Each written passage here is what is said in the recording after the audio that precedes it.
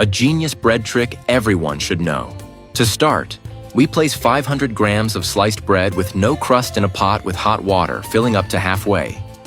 Using a kitchen tool, I press the bread down well to soak up the water and make sure it softens completely. This step is key to turning the bread into a dough. After a few minutes of pressing and mixing, you'll get the perfect base, firm and easy to shape. Next, transfer to a bowl. Cover with plastic and let it rest at room temperature until it cools. Once cooled, take a small portion and shape it into a disc. And before I forget, let me know what city you're watching from so I can send you a special shout-out. Today's shout-out goes to Mason Clark from Tucson, Arizona. I'm so happy you're enjoying our recipes. I actually found this recipe by accident while trying to use up some ingredients at home. And it turned out so great, it became one of my favorites. With my finger, I poke a hole in the center of each disc and rest it again. I do this with the whole batch. Every time I make it, I know it'll catch attention.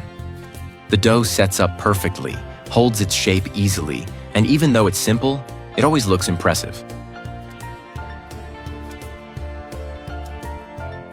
In a pan, add oil up to halfway. Once the oil is hot, carefully place the shaped discs in to fry.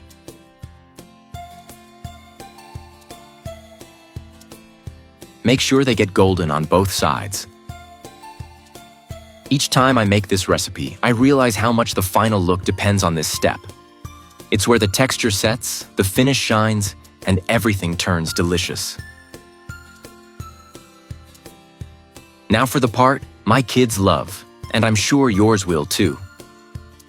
I'm gonna melt 200 grams of white chocolate and chocolate in the microwave for 30 seconds. Then I roll them in rainbow sprinkles to taste.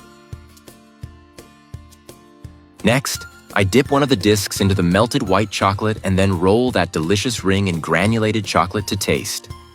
How fun is that? Make this at home and let me know how you decorated yours. I'd love to hear about it. This is the kind of school vacation recipe kids love to make while learning to cook and spending quality family time.